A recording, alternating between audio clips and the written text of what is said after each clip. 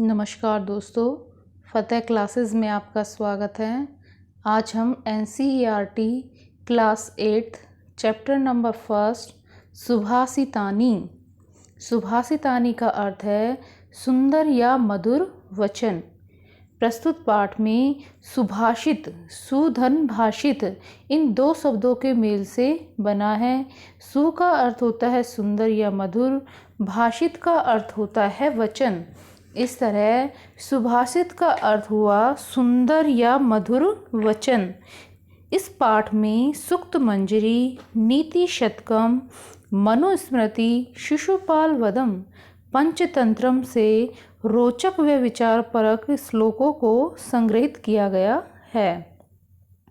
नीति शतकम जो है यह भर्तृहरि द्वारा रचित है।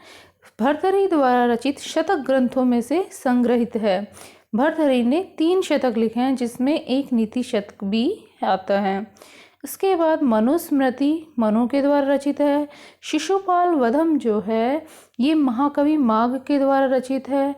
और पंचतंत्रम जो है विष्णु शर्मा के द्वारा रचित ग्रंथ हैं। आइए दोस्तों, अब हम इसके शब्दार्थ देखते हैं। गुणियों में स्वादुतोया यानी स्वादिष्ट जल, प्रभवंती यानी निकलती है या उत्पन्न होती है। समुद्रम आसाद, समुद्रम धन आसाद है समुद्र में मिलकर या पहुंचकर। भवंतपया यानी भवंती धन अपया, पीने के योग नहीं होती। अपया, ए मीन्स नहीं, पया यानी पीने योग, भवंती मीन्स होती है कि पीने के योग नहीं होती है। विषाणहीन यानी सींग से रहित या सींग के बिना। खादनम अपि, खादन धन अपि, खाते हुए भी। जीव माने जिंदा रहता हुआ। पिशुनश्य यानी चुगलखोर या चुगली करने वाले की। व्यसनी न यानी बुरी लत वाले की। नराधिपस्य यानी नरधन अधिपस्य, राजा का या राजा की या राजा के। ये मधुमक्षिकासो जनियेत धन, मधुमक्षिका धन असोहो, यह मधुमक्खी जो पैदा करती है या निर्माण करती है। संतस्त तथेव, संत है धन तथा धन एव, वैसे ही सज्जन। सृजंती यानी निर्माण करते हैं। व्यासः यानी कोए। वल्कल यानी पेड़ की छाल। दारू भी लकड़ियों द्वारा। महीरूहा यानी वृक्ष।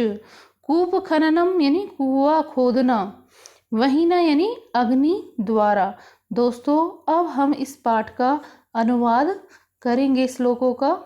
फर्स्ट, गुणा गुणज्ञेषु गुणा भवन्ति, ते निर्गुणं प्राप्य भवन्ति हि दोषाः।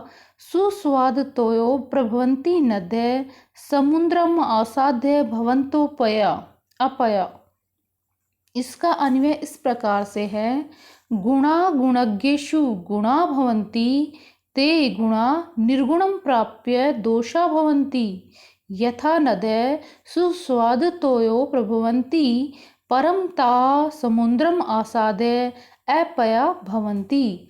यहाँ इसका अर्थ इस प्रकार से है कि गुणा गुणज्ञेषु गुणा भवन्ति, कि जो गुण जो है जब तक गुणी व्यक्ति के पास है तब तक वो गुण रहते हैं। ते निर्गुणम प्राप्य भवन्ति दोषा, और वे जो गुण हैं जो निर्गुण अर्थात गुणहीन व्यक्ति के पास को प्राप्त हो जाते हैं तो वो दोष में परिवर्तित हो जाते हैं। सुस्वाद तोयो प्रवंती नद्यः, कि जिस प्रकार से स्वादिष्ट जलवादी नदियाँ बहती हुई समुद्रम आसाद्य भवन्तो अपया, कि समुद्र में मिलते ही अपया यानी न पीने योग हो जाती है। इसका अर्थ इस प्रकार से है कि गुण जब तक गुणी व्यक्ति के पास है तभी वे गुण रहते हैं, और यदि निर्गुण व्यक्ति के पास चले जाते हैं तो वो क्या है, उनके दोष भी गुणहीन व्यक्ति के दोष को प्राप्त कर लेते हैं।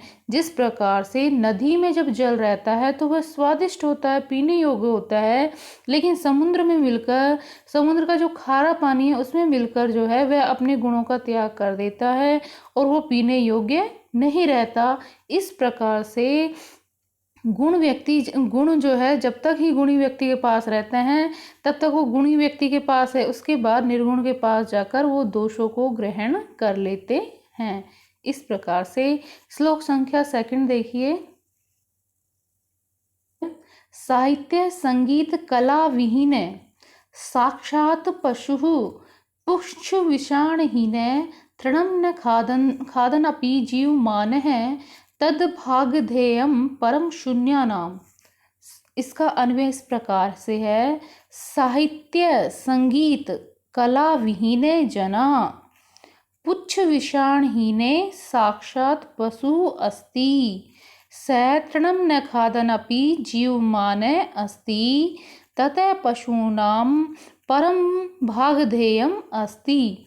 इसका अर्थ होगा साहित्य संगीत कला विहीन, साहित्य संगीत कला आदि से रहित, साक्षात पशु पुच्छ विषाणहीन, साक्षात पशु है, पुच्छ विषाणहीन पूंछ और सींग के बिना, कि साहित्य संगीत कला आदि से रहित व्यक्ति जो है बिना पूंछ और सींग वाला साक्षात पशु है।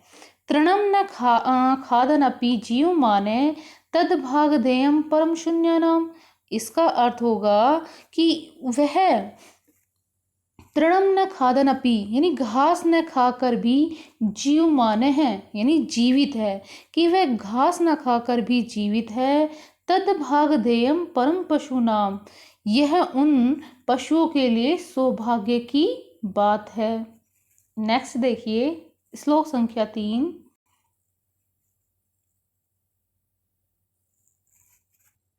नेक्स्ट श्लोक।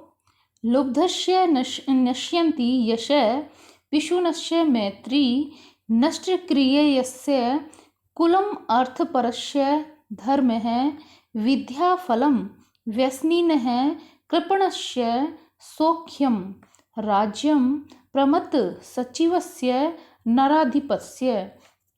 इसका अन्वय इस प्रकार से होगा कि लुब्धस्य यशः पिशुनस्य मैत्री नष्टक्रियस्य कुलम अर्थपरस्य धर्मः व्यसनिन विद्याफलम कृपणस्य सौख्यम प्रमत्त सचिवस्य।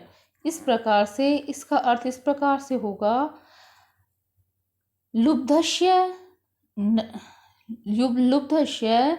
नश्यति यश, कि लालची व्यक्ति का यश, पशुनश्य मैत्री और चुगलखोर की मित्रता, नष्टक्रिय से आक्रमणशील जो कार्य नहीं करता ऐसे व्यक्ति का कुलम यानी वंश, और अर्थपरस्य धर्म धन के लोभी व्यक्ति का धर्म, विद्याफलम व्यसने और व्यसने यानी बुरी लत वाले व्यक्ति की विद्या, कृपणस्य सौख्यम कंजूस का सुख, और प्रमत्त सचिवस्य नराधिपस्य राज्यम और आसी मंत्री वाले, प्रमत्त सचिवस्य यानी आसी मंत्रियों वाले, नराधिपस्य यानी राजा का राज्य यानी राज्य जो है नश्यति यानी नष्ट हो जाता है। कि इस प्रकार से लालची व्यक्ति का यश, चुगलखोर व्यक्ति की मित्रता, आक्रमणशील व्यक्ति का वंश, धन के लोभी व्यक्ति का धर्म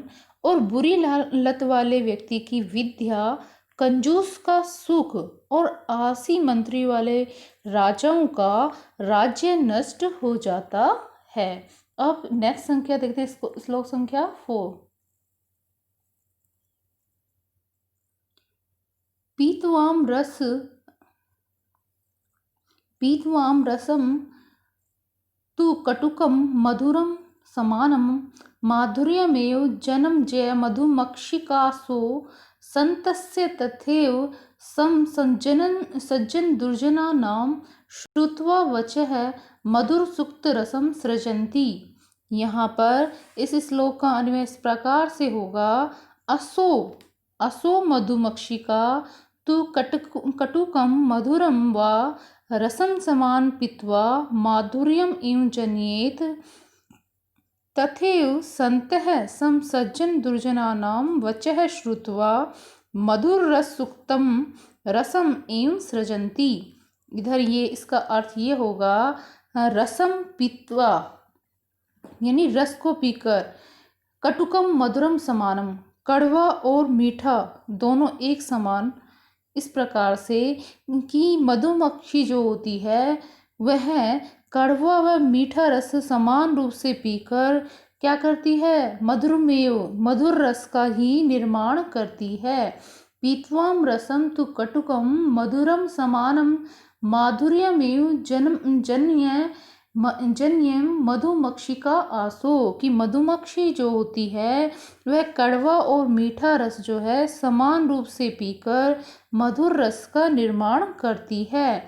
संत तथैव सज्जन दुर्जना नाम श्रुत्वा वचः मधुर सुक्त रसम सृजन्ति। तथैव यानी उसी प्रकार से संत लोग सज्जन व दुर्जन दोनों के वचनों को सुनकर मधुर सुक्त रसम सृजन्ति, कि मधुर जो है मधुर सुक्त यानी मीठी वाणी का निर्माण करते हैं।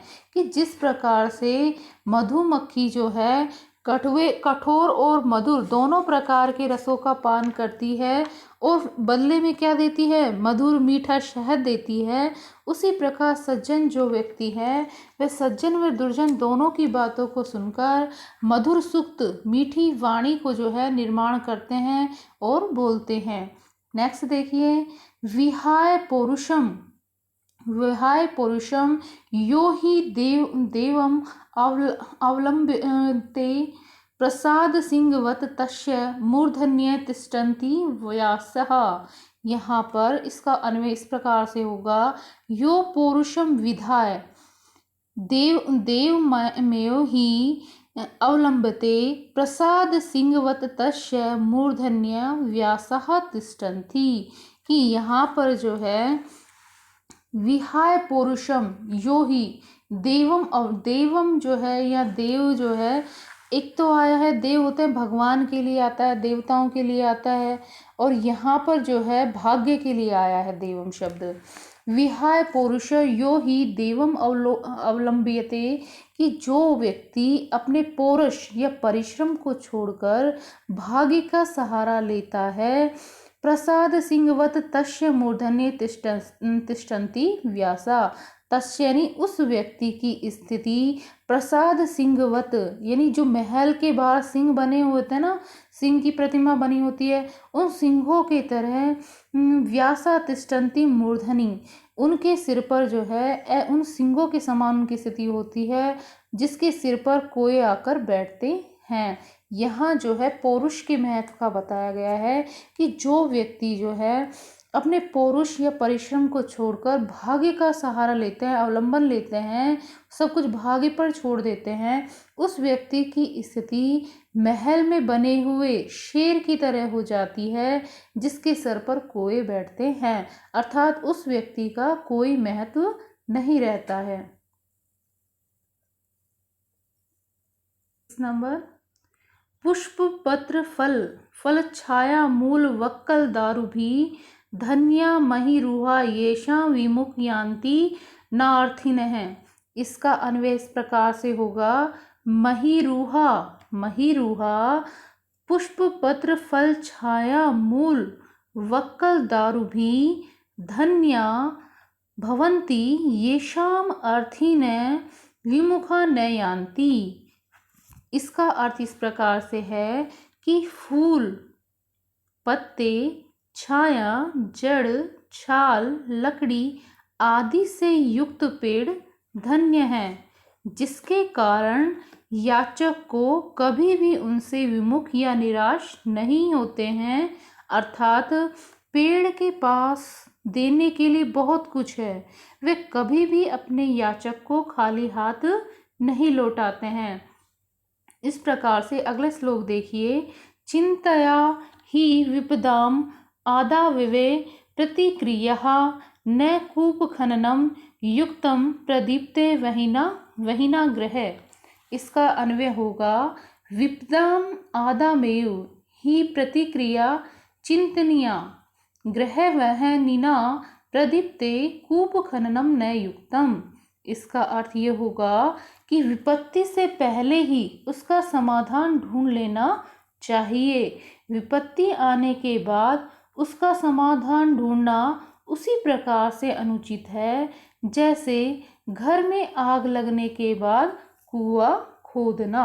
इस प्रकार से आज हमने सुभाषितानी पाठ के इन 7 श्लोकों का अध्ययन किया। आपको मेरे द्वारा पढ़ाया गया कैसा लगा आप कमेंट सेक्शन में बताइएगा। आप मेरे चैनल को सब्सक्राइब करें, मेरे वीडियो को लाइक करें। धन्यवाद।